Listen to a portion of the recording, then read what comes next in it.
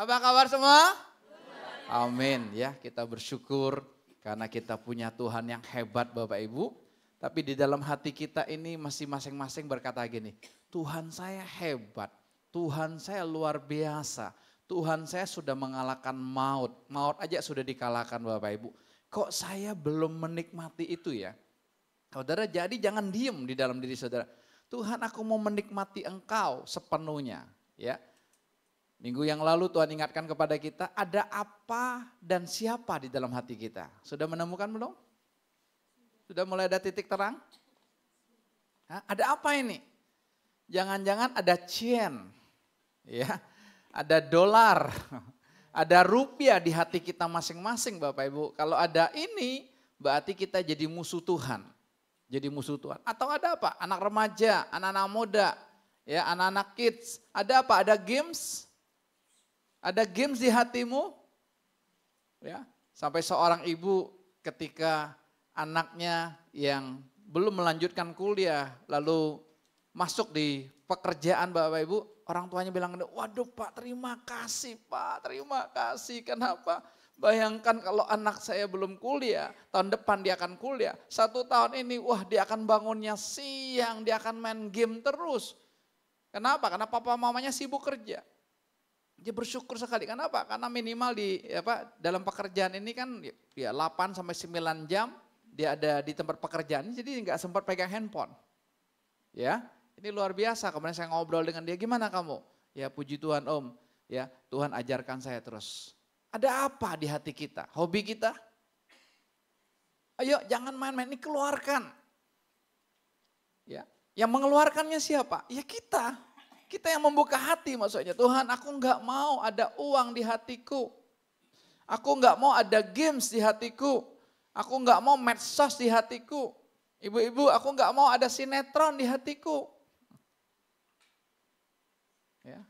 Sinetron Korea, drama Korea, drakor, aku enggak mau ada di hatiku. Aku enggak mau ada hobi, enggak mau apapun. Ya, itu baru apa? Sekarang siapa? Itu kemarin saya saksikan ternyata Tuhan singkapkan di hati saya ada istri saya.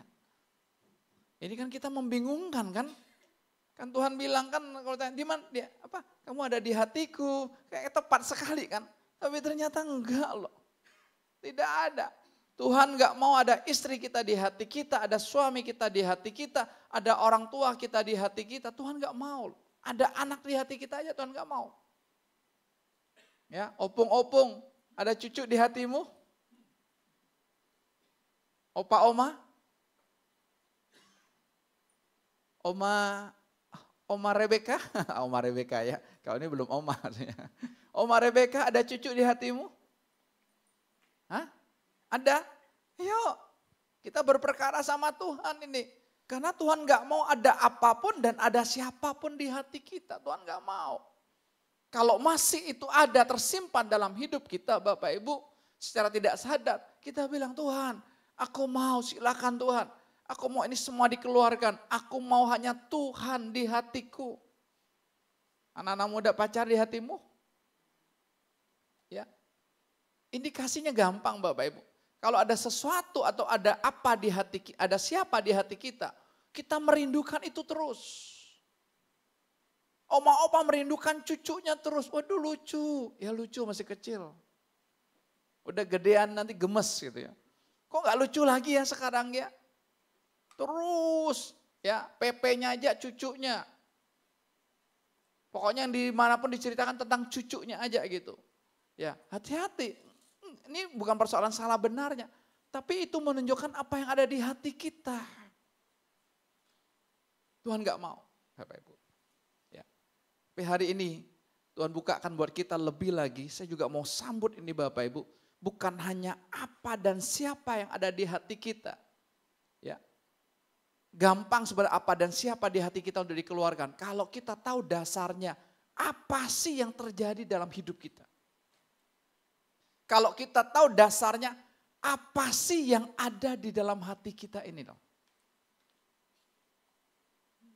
Saya akan kasih tema khotbah hari ini. Mau tahu isi hati sebenarnya? Kita mau tahu? Mau nggak tahu isi hati kita ini sebenarnya? Kita belum tahu, saya aja belum tahu.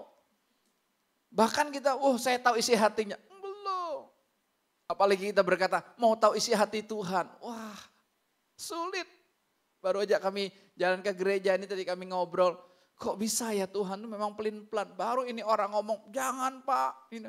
Habis itu, udah Pak gitu ya. Entar, udah Pak itu Pak. Habis itu, jangan Pak. Coba. Saya bilang ya itulah Tuhan kita.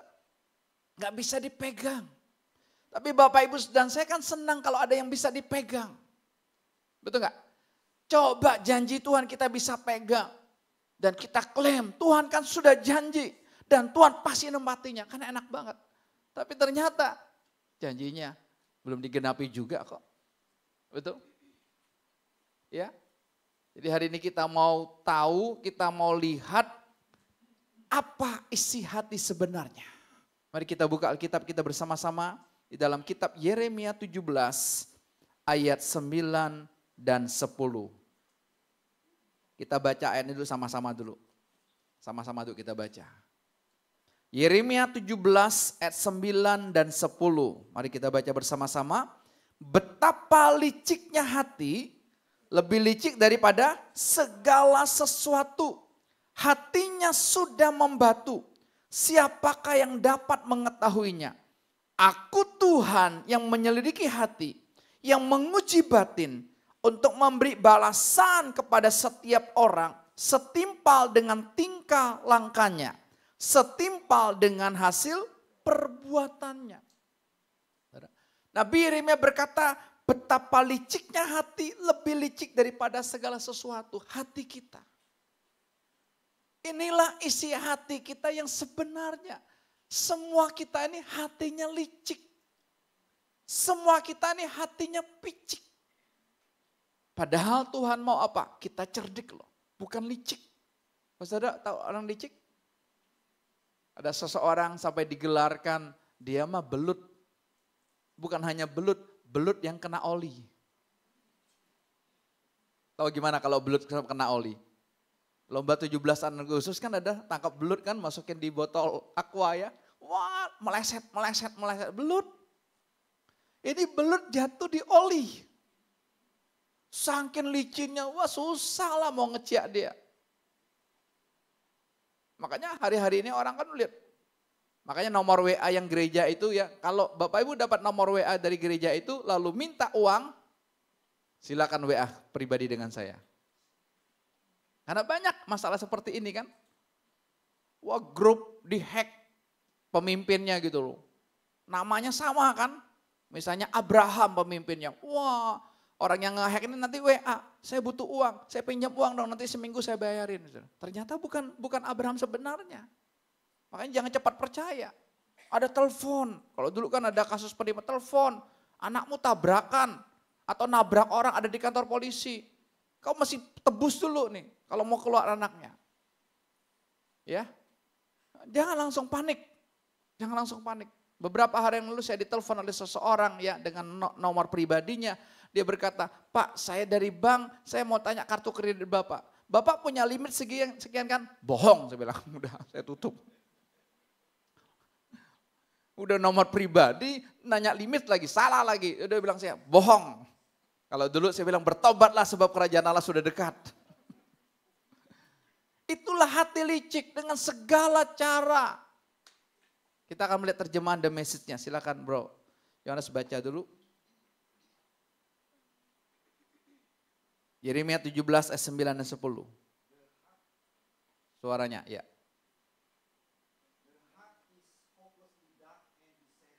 Tolong suara mic yang MC WL.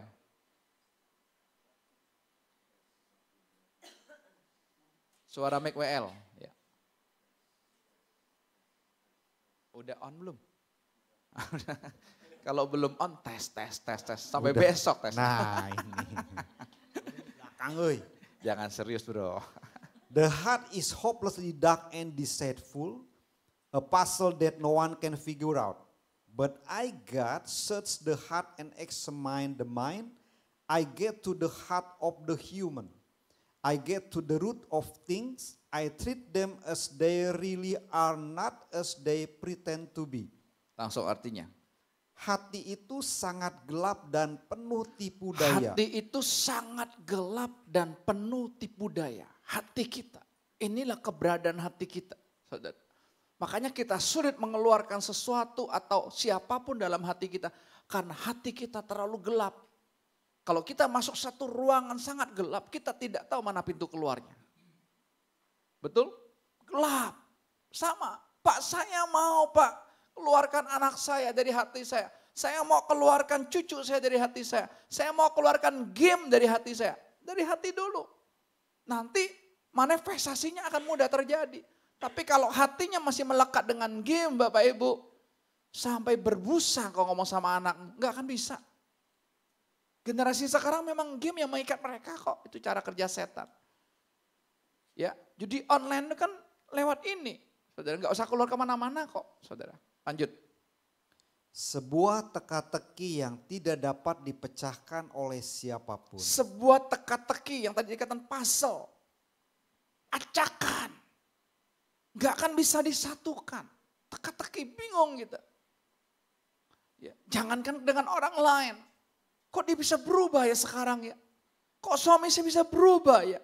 Kok istri saya bisa berubah ya? Seorang istri berkata jelas kepada kami. Pak, saya tahu dulu dia gak benar Pak. Tapi waktu pacaran sama saya Pak dia bertobat. Kami hidup sederhana, kami ngontrak rumah.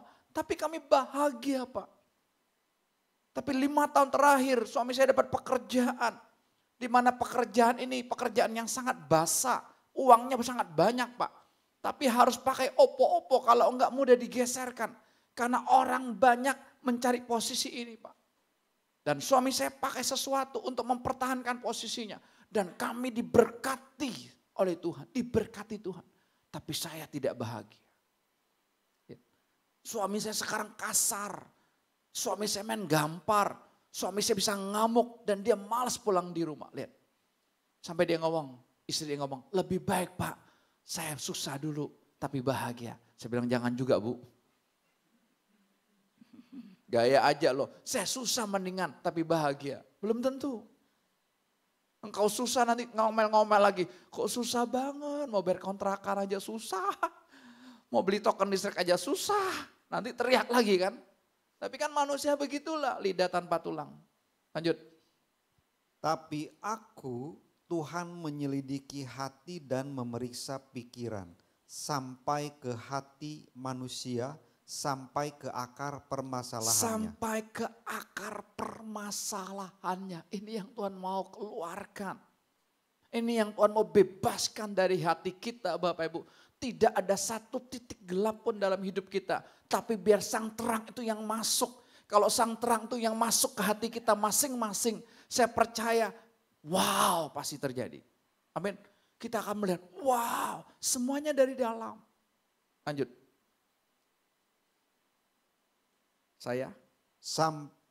Saya memperlakukan mereka sebagaimana adanya.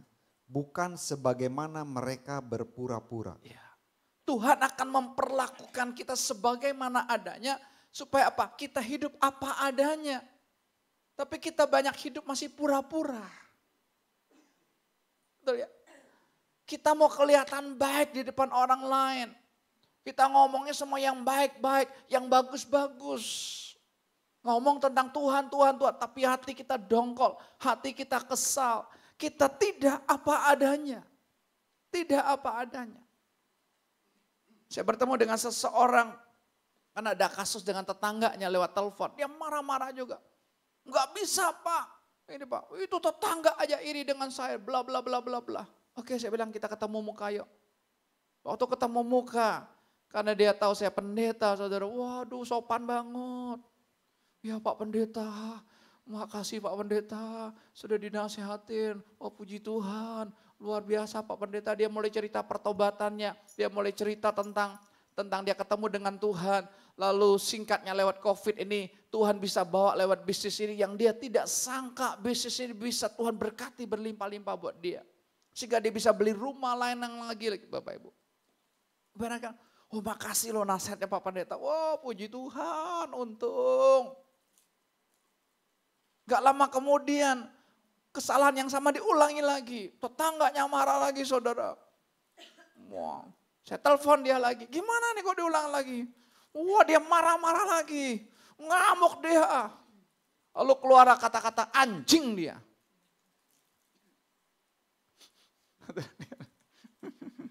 Dasar itu anjing. Sampai saya juga kesel juga. Kalau mau diurus gak? Udah kalau gak mau diurus, gue tutup teleponnya. Urus lo sendiri. Dia pikir pendeta gak bisa marah. Jadi saya marah juga. Lo mau diurus gak? Kalau gak mau diurus, udah. Kan gampang kan. Besoknya dia datang lagi. Waduh Pak Pendeta, maaf loh Pak Pendeta. Maaf kalau ada kata-kata yang salah. Enggak salah sih. Enggak salah, cuman gelap.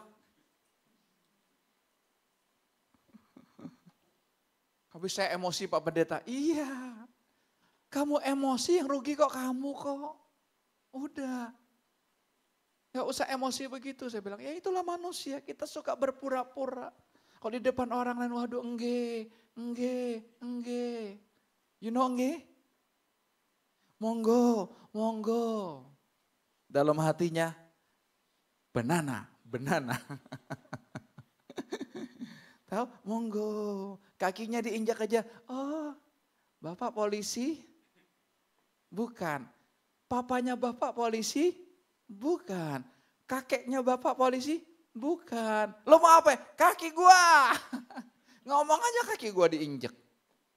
Kita belum apa adanya. Kita masih berpura-pura. Tapi hari ini Tuhan mau kita apa adanya. Betul. Kalau kita kecewa sama Tuhan, kita bilang ketika saya kecewa sama Tuhan. Saya ngobrol dengan seorang anak muda. Apa sih yang ada di hati kamu? Coba ngomong. Dia gini. Kenapa komat kamit? Ngomong aja. Tahu ya? Komat kamit ini ya. Dia mau ngomong, nggak keluar gitu. Ya udah saya bilang tenang tuh, ngomong sekarang. Apa yang ada di hatimu saat ini tentang Tuhan? Ya Om, saya kecewa sama Tuhan. Ya itu. Ngomong aja kamu kecewa sama Tuhan. Kenapa kamu kecewa sama Tuhan? Ya, kalau Tuhan ada Om. Sampai dia ngomong gini, kenapa saya nggak bisa kuliah? Kalau Tuhan ada, kenapa saya tidak bisa kuliah? Harusnya kalau Tuhan ada, Tuhan berkati papa mama saya dong. Bagus. Dia bilang, kamu mulai belajar berperkara sama Tuhan. Kecewa sama Tuhan, ngomong, aku kecewa sama Tuhan. Aku marah sama Tuhan. Kita terbuka. Kenapa kita nggak berani ngomong gini? Karena konsep rohani yang kita dengar sama Tuhan nggak boleh gitu, kurang ajar kok. Tapi sama papa kita kurang ajar. Sama mama kita bisa kurang ajar. Aneh kan? Tapi sama Tuhan nggak boleh. Loh papa mamamu adalah Tuhan. Sama Tuhan gak boleh marah, sama suami boleh ngamuk. Boleh gampar-gamparan. Gak bisa begitu. Terbalik kan kita pura-pura. Gitu, saudara. Ya, ini baru perjanjian lama ungkapkan loh. Saudara. Kita lihat yang perjanjian baru ungkapkan apa? Roma pasal yang ketiga. Apa sih yang ada di hati kita? Roma pasal yang ketiga, mulai baca yang 9 bro. Karena semua orang telah berbuat dosa dan telah kehilangan kemuliaan Allah. Dan oleh kasih karunia telah dibenarkan. Bukan. Roma 3 ayat 9. Dari ayat 9 dulu.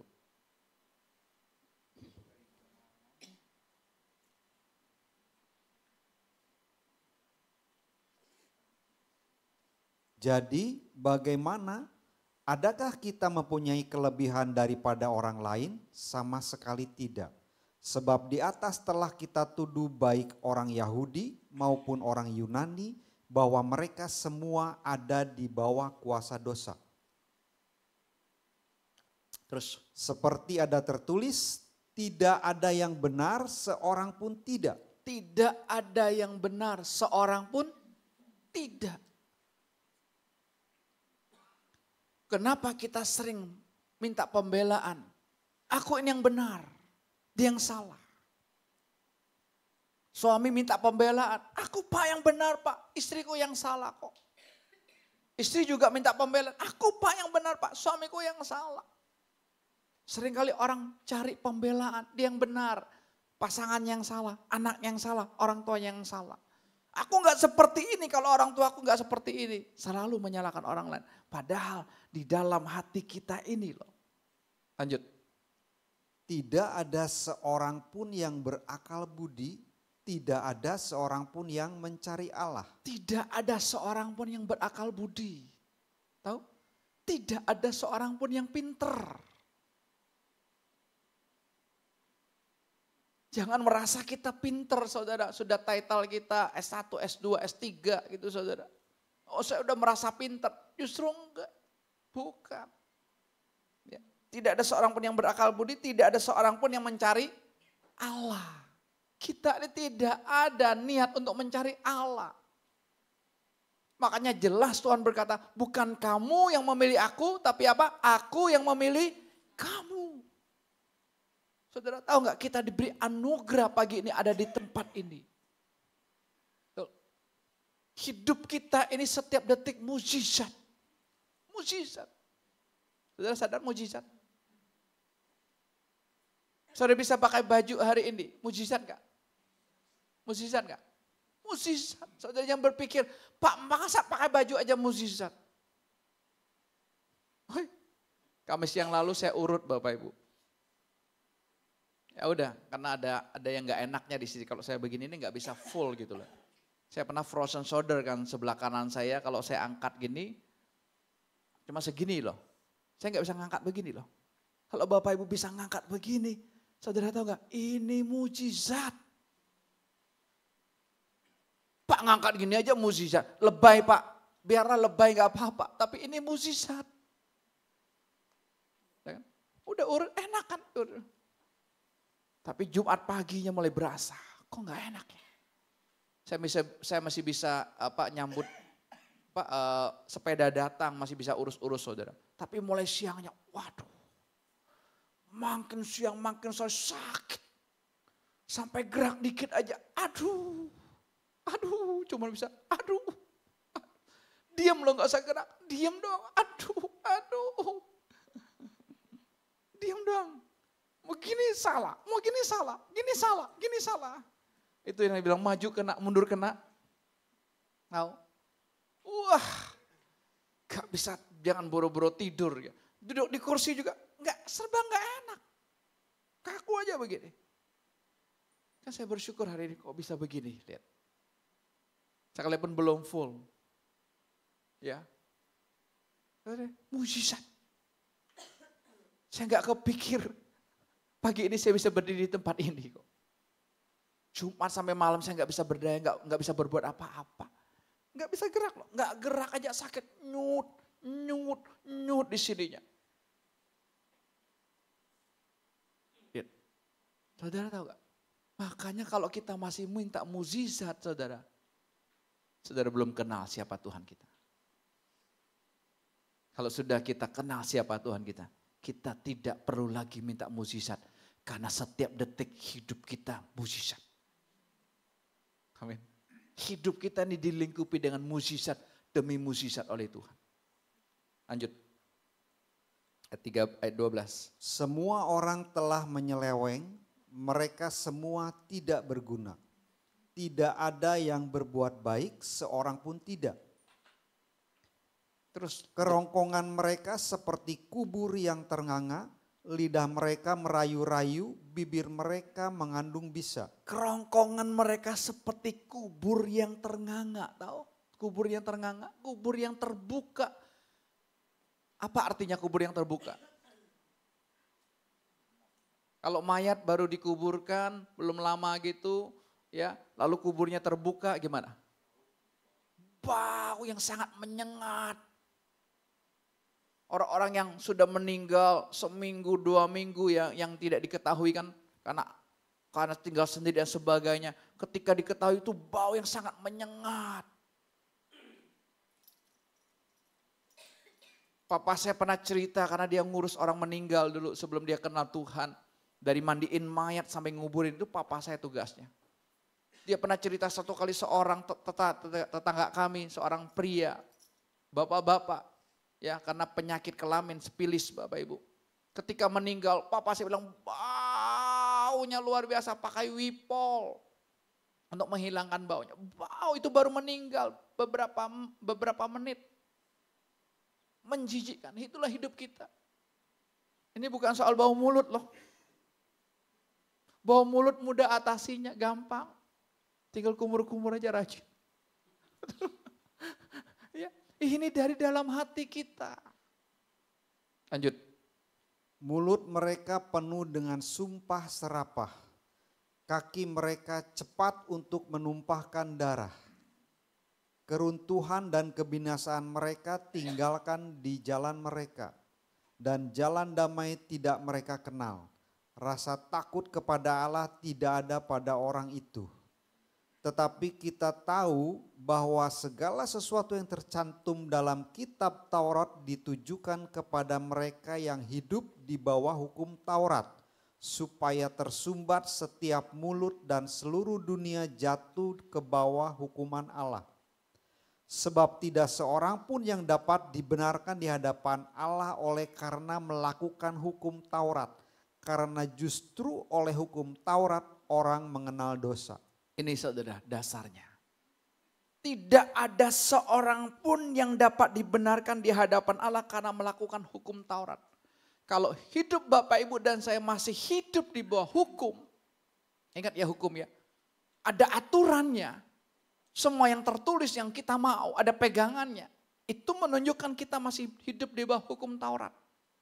Kita nggak bisa ikut Tuhan yang dimana Tuhan itu pelin-pelan. Dengar kata Tuhan pelin-pelan aja pasti bertempur di otak kita. Mana Pak Tuhan pelin-pelan? Ada seseorang ketika saya pernah sampaikan ini, dia samperin saya, dia berkata, Pak saya nggak setuju. Saya nggak mau ikut Tuhan pelin-pelan. Dia keluar dari gereja Bapak Ibu. Saya cuma berkata, Tuhan kita kalau nggak pelin-pelan bro, kita nggak selamat. Contohnya apa? Tuhan kan pernah ngomong bro. Barang siapa yang menyangkal aku di hadapan Allah, di hadapan manusia, aku akan menyangkal dia di hadapan Bapa. Alias nggak selamat kan? Itu Tuhan Yesus yang ngomong.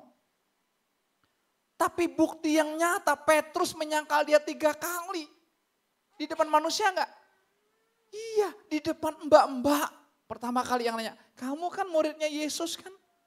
Wah, lihat. Petrus ajak teman-temannya kembali jadi nelayan kan?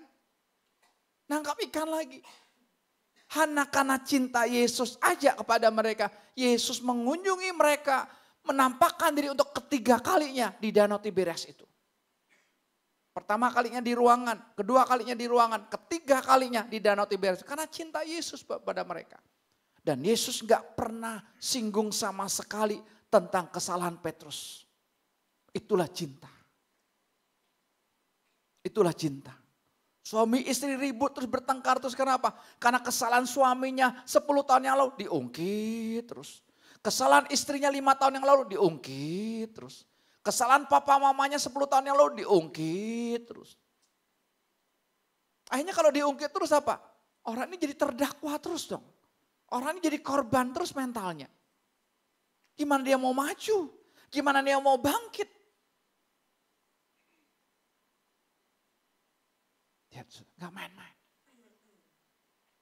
Kalau kita berkata aku dibenarkan karena melakukan hukum Taurat, kita salah. Kita dibenarkan cuma satu karena anugerah. Anugerah, gak ada yang lain. Gak ada yang lain. Amin. Oke, saya tidak mau terlalu berlama-lama di area ini. Tapi supaya kita tahu inilah keberadaan hati kita. Hati kita gelap. Bilang sama-sama gelap. Gelap banget. Gak enak saudara, dalam kegelapan tuh gak enak. Saudara kalau mati listrik aja kita bisa merasakan. Waduh mana nih lilin, waduh cepat-cepat kita ambil handphone kita kan minimal kita nyalain dulu ininya. Sebelum kita nyalain senternya yang di sini gitu. Karena gak enak. Itulah hati kita. Tapi berhenti di situ? Enggak. Justru cintanya Tuhan buat kita hari ini, semuanya dia mau bongkar, semuanya dia mau keluarkan. Kegelapan itu akan terhalau ketika sang terang datang. Kita baca sama-sama ayat 23 sampai 24.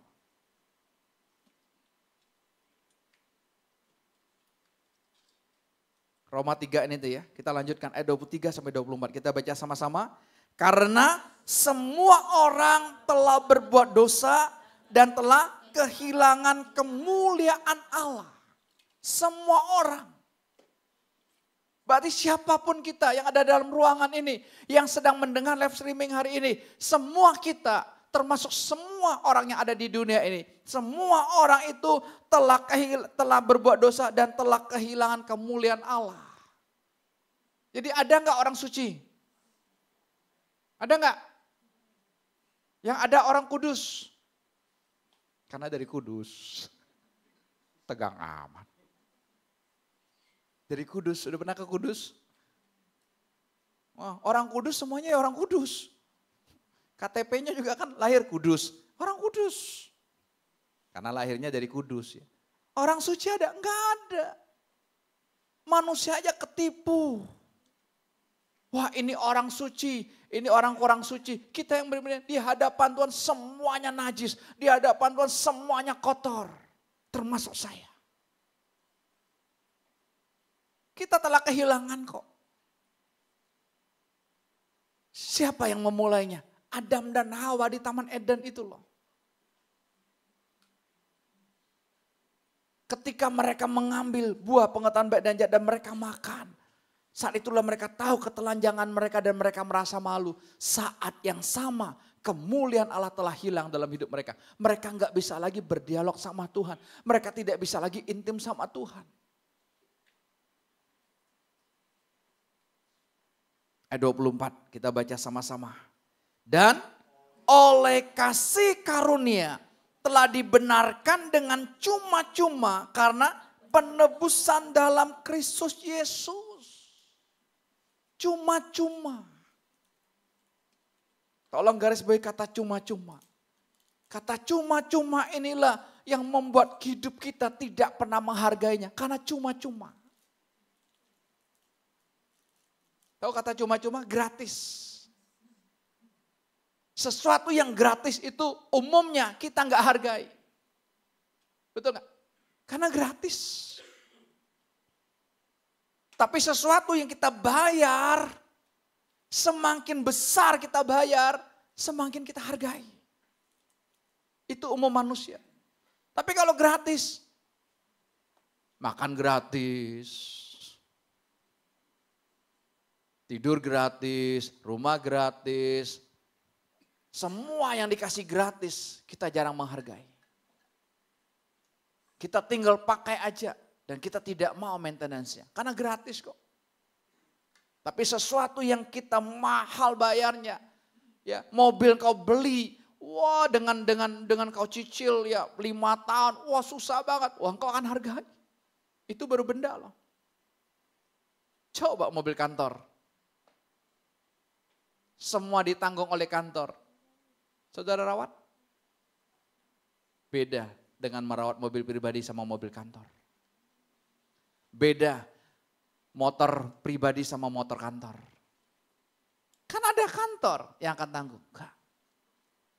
Saya diajarkan Tuhan. Bertahun-tahun saya ngontrak rumah. Gereja kita ngontrak 4 tahun Bapak Ibu tahu. Di B3 nomor 17. Di belakang pos security kita di belakang itu. 4 tahun. Mulai dari akhir tahun 97. Ketika saya ketemu dengan pemiliknya. Dia tinggal di Jembatan 5, dia berkata, waduh kok rawat jaga ya. Saya bilang siap. Saya ingat sekali dia kasih masih harga 14 juta 2 tahun. Lalu dia berkata gini, jendela-jendela belum ada teralisnya kok. Engkau bayar aja 10 juta, 4 jutanya kok pasang teralis ya. Waktu itu masih ya lumayan harganya 14 juta kan. Oke, saya pasang teralis semua Bapak Ibu, saya pasang taman semua, saya rawat, saya cat. Sudah selesai, Desember 99, lanjut lagi 2 tahun. Saudara biasanya rumah, apalagi ruko kalau kita ramai, Tambah naik atau pas atau turun? Hah? Naik. Gereja ngontrak ramai, 2 tahun lagi naik. Mau tidak mau kan kita sudah renovasi sayang kan. Naiknya nggak tanggung-tanggung saudara. Tapi saudara tahu, 2 tahun kemudian 99 sampai 2001 tetap 14 juta. Hebat nggak? Dia bilang apa? Saya senang lihat rumah saya karena dirawat, dijaga, dibersihin. Tahun 2000 Agustus kita dapat nomor 7 itu. Yang saudara duduk dari sini ini nomor 7, ini nomor 8 kan dari poin. Saya mulai renovasi, tahu Maretnya, kita pindah Oktober 2001. Udah kan gak perpanjang lagi kan, sampai Desember saya gak mau perpanjang lagi kan. Pemiliknya sampai bilang gini, sayang kok gak diperpanjang lagi. Gitu loh. Dia sudah jatuh hati sama pengontrak ini, rumahnya dirawat, udah dirawat dapat duit lagi. Rumah mama papa saya di Bangka, kasih orang pakai. Saya bilang gratis saja nggak apa-apa silakan, yang penting rumah dirawat.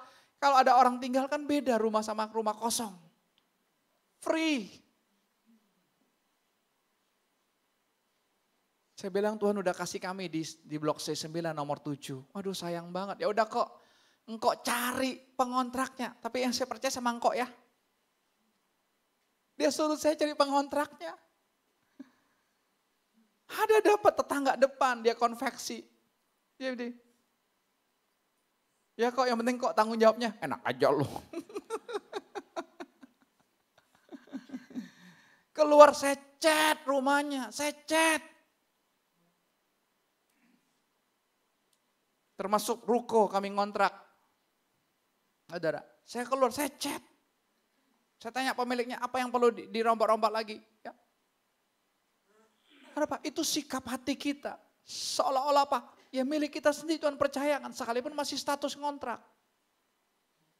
Itu apa? Sikap hati kita. Anggap ya. Banyak orang rumahnya tidak mau dikontrakin. Kenapa? Listrik dicabut. Pam dicabut. Colokan listrik aja hilang. Genteng bocor gak diberesin. Ininya. Wah internetnya bocor gak diurusin. Kan bukan rumah aku. Itulah hati kita tuh jahat. Kalau rumah kita dikontrakin orang, ayo rawat jaga ya. Tapi kalau kita ngontrak, sembarangan. Apapun yang Tuhan kasih sama saya rawat, saya jaga. Mobil yang saya pakai itu mobil gereja. Saudara mau tahu? Tapi saya rawat, saya jaga.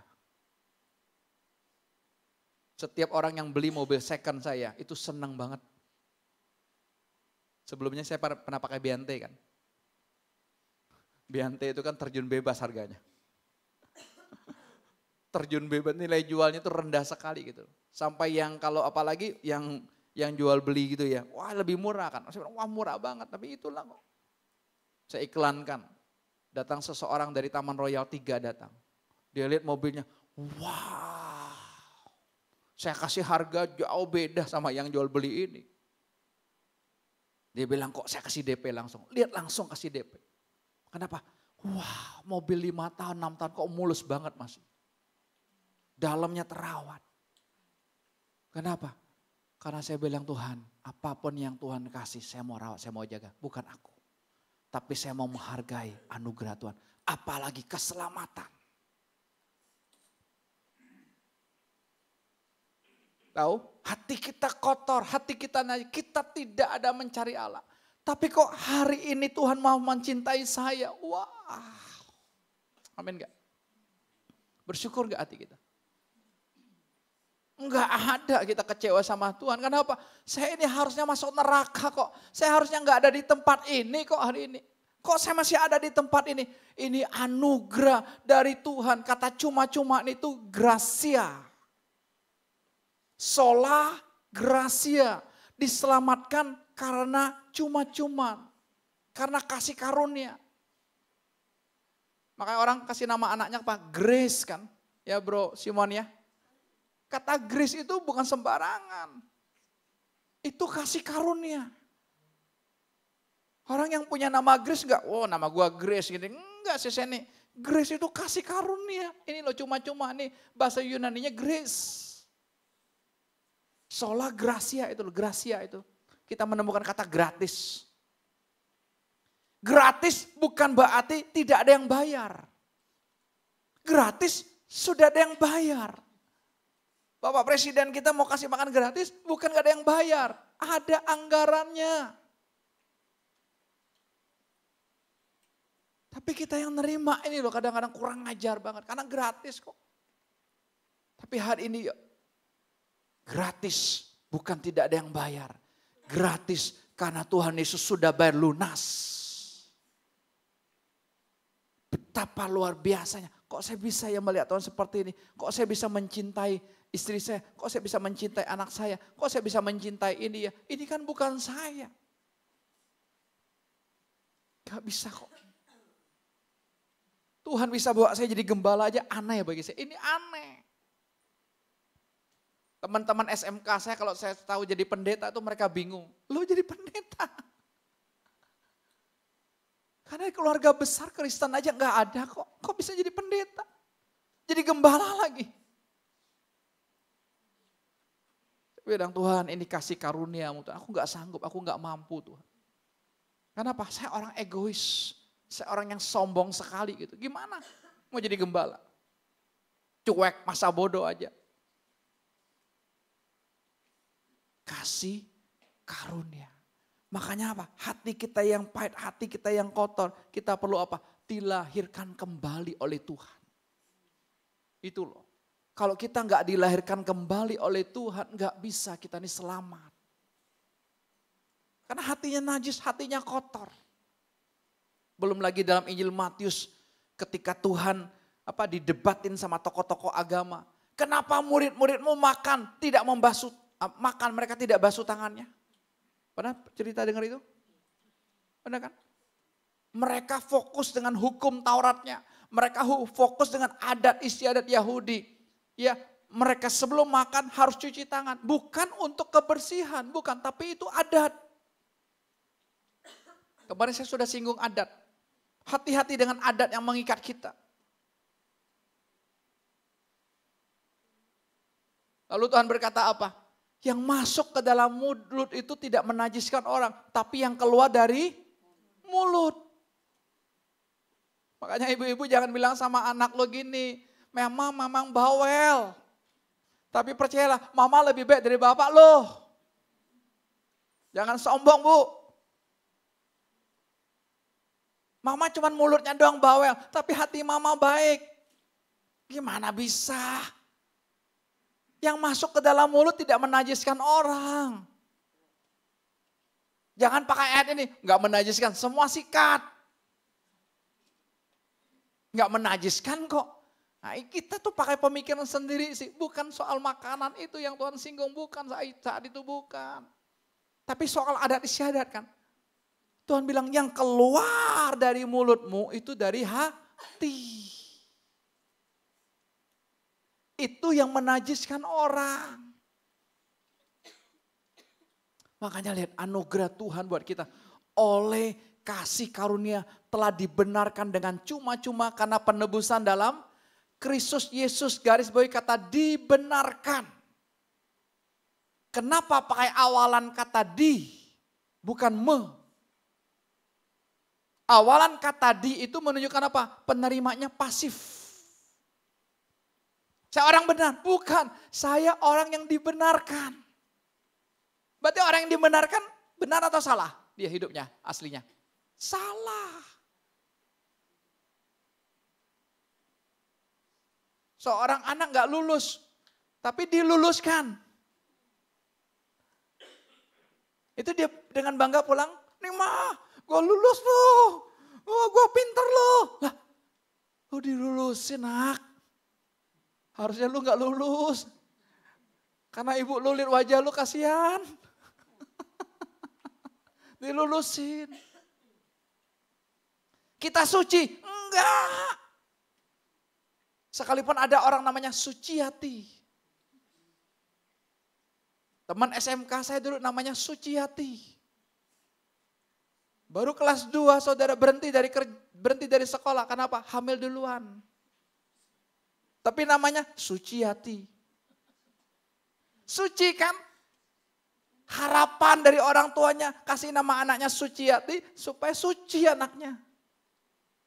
Boro-boro. SMK kelas 2 berhenti. Kami dengar beritanya teman-teman, udah hamil duluan. Kami kelas 3 dia melahirkan. Suci? Enggak, kita disucikan, kita dibenarkan, kita dikuduskan, kita dipermuliakan, bukan dipermalukan. Enak enggak? Kata di itu pasif, penerimanya pasif. Kasih karunia ini pasif penerimanya. Makanya kasih karunia beda sama hadiah.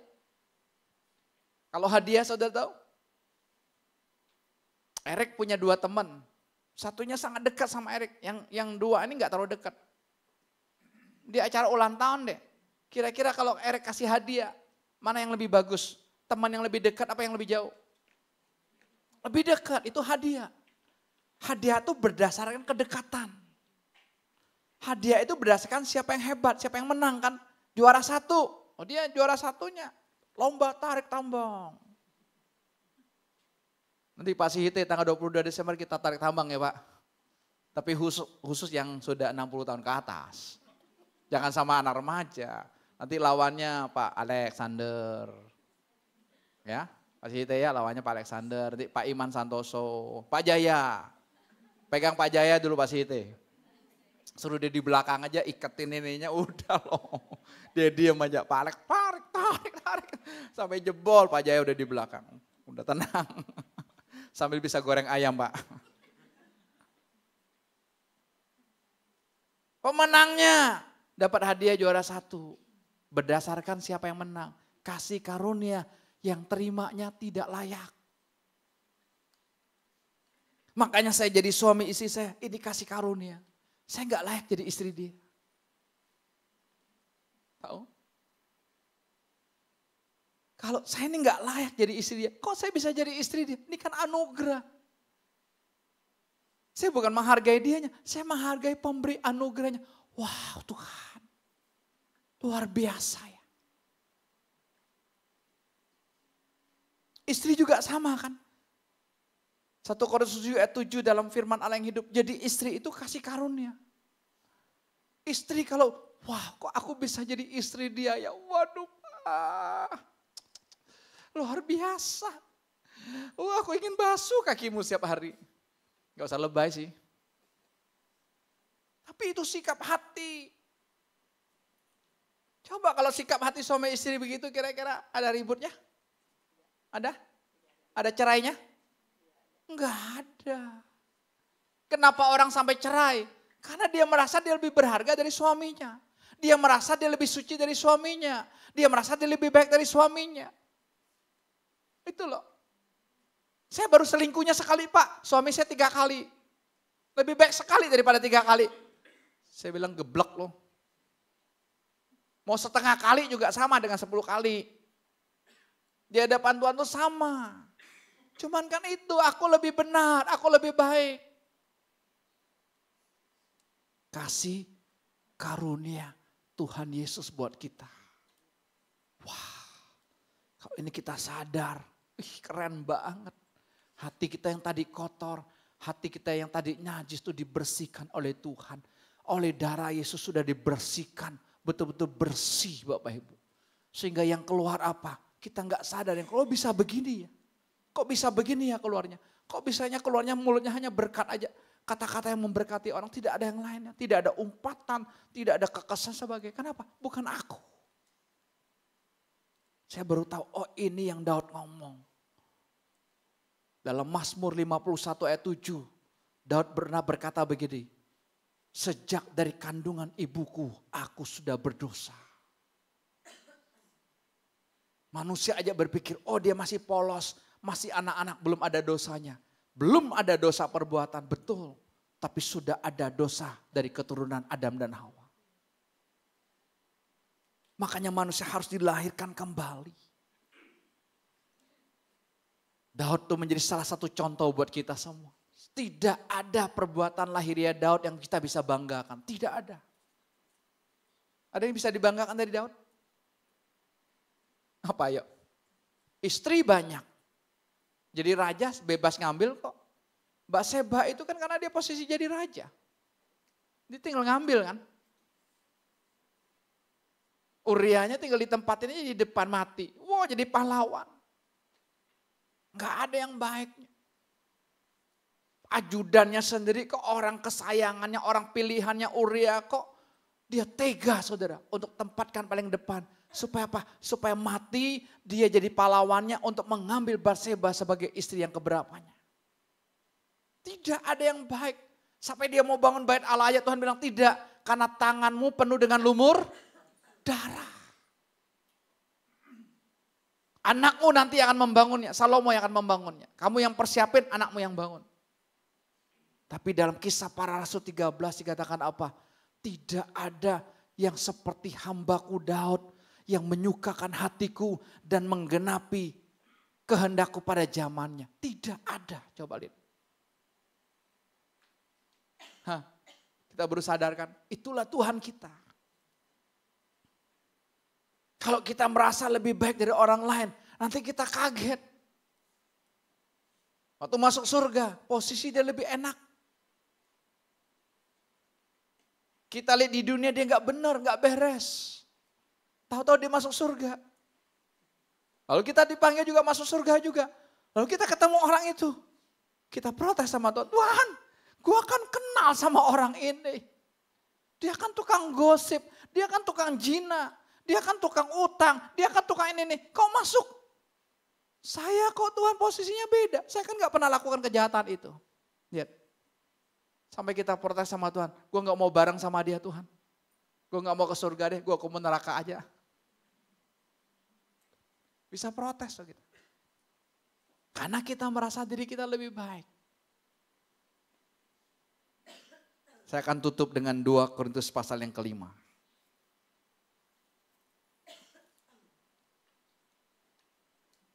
Ayat 17, mulai dari ayat 17.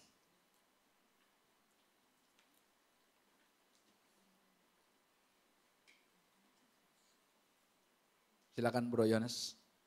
Sudah ketemu?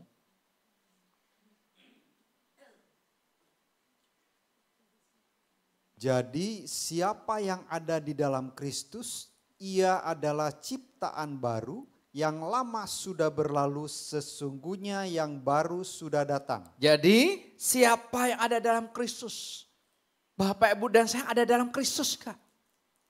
Kalau kita ada dalam Kristus, Kristus ada dalam kita. Bapak Ibu, apa yang terjadi? Dikatakan kita adalah ciptaan yang baru. Yang hati kita, Yeremia 17 tadi.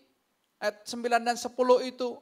Dalam Matius juga tertulis, dalam Roma tadi yang hati kita seperti itu dikatakan kita jadi ciptaan yang baru. Kita dilahirkan kembali jadi baru. Terus. Dan semuanya ini dari Allah yang dengan perantaraan Kristus telah mendamaikan kita dengan dirinya dan yang telah mempercayakan pelayanan pendamaian itu kepada kami.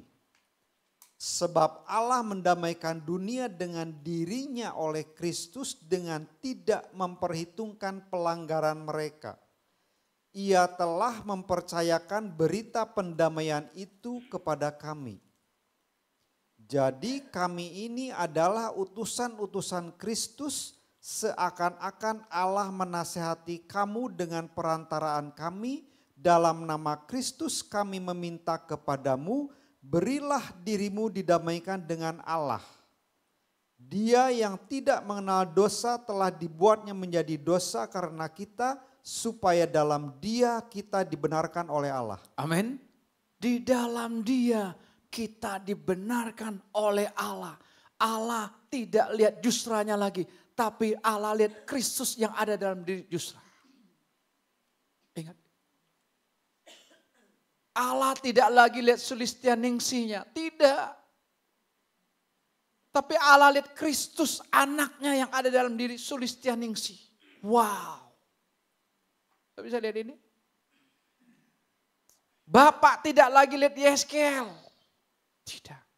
Tapi Bapa lihat anaknya Yesus Kristus yang ada dalam diri Yeskiel.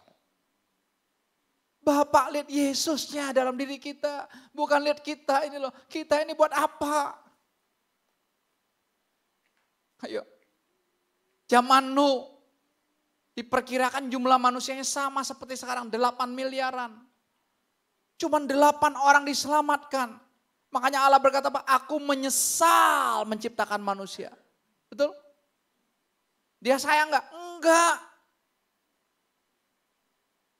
Jadi gampang kan Tuhan kalau besok mau datangin air bah lagi, bisa enggak?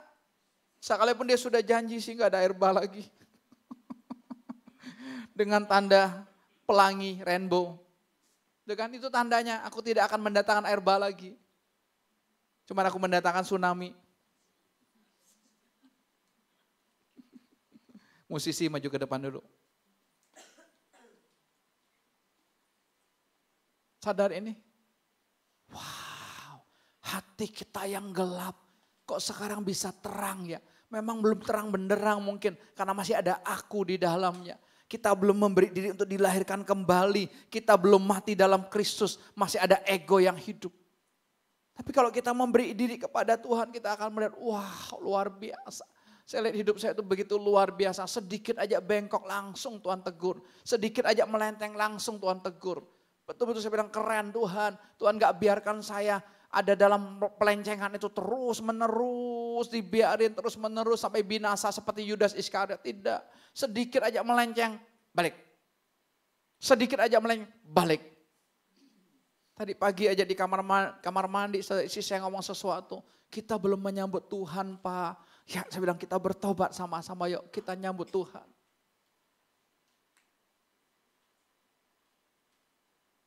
Sampai ada satu lagu ini saudara yang luar biasa. Belum pernah ada ini. Pianonya aja dulu. Belum pernah ada kasih di dunia. Sama-sama yuk. Sanggup menerima diriku apa adanya selain kasih-Mu Yesus. Saya perhatikan kata-katanya. Saya perhatikan kata-katanya ya. Takkan ada lagi. Takkan ada lagi kasih seperti ini. Sanggup mengubahkan hidupku menjadi baru selain kasih-Mu Yesus. Berhenti. Buka yang dari depan yang. Belum pernah ada. Belum pernah ada kasih di dunia. Bahkan tidak pernah akan ada. Ini yang Tuhan ingatkan kita kemarin. Bukan suami kita yang mengasihi kita. Tapi Yesus dalam diri suami kita yang mengasihi kita. Jadi jangan bangga kepada suamimu. Seolah-olah suami pahlawan hidupmu. Bukan. Tapi Yesus. Jangan kata-katain dia juga. Kau kata-katain suamimu, kau katain Yesus. Yesus enggak becus kasih suami. Belum pernah ada kasih di dunia ini. Bukan karena istrimu. Tapi karena Yesus dalam diri istrimu yang mengasihi engkau. Bukan karena papa mamamu. Bukan. Karena Yesus dalam diri papa mamamu. Bukan karena anak-anakmu juga yang kau banggakan.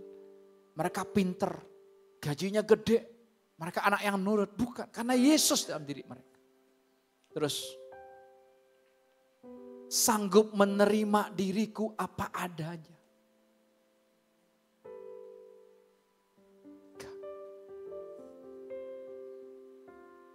Kalau istri saya tahu sebenarnya diri saya siapa saya, dia gak sanggup menerima. Tahu?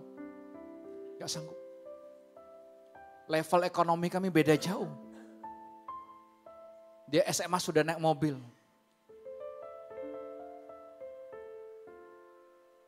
Ketika anak pertama kami lahir, bulan April tahun 2000, Januari 2001-nya saya ajak pulang ke Bangka. Dia nangis, saudara, lihat gubuk, rumah gubuk. Kalau sebelumnya mungkin dia pantau, gak jadi. Tapi saya tahu karena Yesus semua. Tuhan bikin dia gak sadar. Tuhan bikin mama mertua saya gak sadar. Dia anak sulung, cucu sulung. Di marganya saudara tahu kalau cucu sulung, anak sulung. Itu pernikahan pasti dipestakan besar-besaran. Tapi Tuhan semua bikin gak sadar semua. Gak ada yang sanggup menerima diriku apa adanya. Kalau bukan Yesus, gak ada. Ingat, kita ini bejat, kita ini penjahat-penjahat. Kalau ada dua penjahat di samping Yesus, yang satu dengan arogannya berkata, kalau kamu anak Allah, kalau kamu Mesias, turunkan dirimu dong. Masih sanggup menghujat. Tapi yang satu berkata, Tuhan, kalau engkau nanti ke Firdaus, ingat aku ya. Sikap hati. Dia tahu dia berdosa kok. Dia tahu dia patut disalib. Karena berontak sama negara Romawi. Yesus tidak. Yesus karena membolak-balikkan adat istiadat. Yesus membolak-balikkan hukum Taurat. Ini orang sesat. Salibkan dia, salibkan dia. Orang yang sama kemarin berkata, Yesus anak Allah, Mesias yang hidup yang menyembuhkan aku. Tapi keesokan harinya salibkan dia, salibkan dia. Kita bisa melakukan hal yang sama. Kalau kita enggak sambut anugerah Tuhan dalam hidup kita. Minggu 15 September kita bisa berkata, Yesus anak Allah. Tidak ada kasih seperti kasih-Mu. Senin tanggal 16 September besok. Kita akan bisa berkata, salibkan dia. Salibkan dia, pembohong besar. Bisa. Jadi gak ada yang hebat. Lanjut. Silakan singer. Tak akan ada lagi kasih seperti ini. Terus, sanggup mengubahkan hidupku menjadi baru selain kasih-Mu Yesus. Kok bisa? Kok bisa? Kita cuma terkagum-kagum dengan dia. Kita cuma berkata, wow, keren Engkau Tuhan. Keren Engkau Tuhan. Engkau hanya berkata, kau ku kagumi dalam hati, kasih-Mu tiada duanya. Sampai kini ku akui kasih-Mu tiada duanya. Hati kita mudah berubah kalau kita nggak pas dengan Yesus. Kekurangan uang sedikit kita sudah teriak-teriak. Mana Tuhan? Kalau Tuhan hidup, mana aku kok nggak diberkati? Mana Tuhan janjinya aku datang memberi hidup yang kelimpahan. Boro-boro kelimpahan, cukup aja enggak. Kurang terus. Kemarin ketika saya nggak bisa digerakkan, saya bilang Tuhan sakit Tuhan. Sakit. Nggak bergerak aja, nyut, sakit Tuhan. Tapi aku tetap memuji, memuliakan Engkau. Aku tetap berkata Engkau baik. Istriku melayani, dia kompres dengan air es. Sakit Pak, sakit. Sakit betul-betul sakit. Ini saya harus ngomong apa adanya. Saya gak mau munafik, sakit enggak kok. Orang enggak bisa. Gerak enggak bisa, boro-boro pakai baju, boro-boro buka baju, enggak bisa. Lihat, betapa lemahnya kita.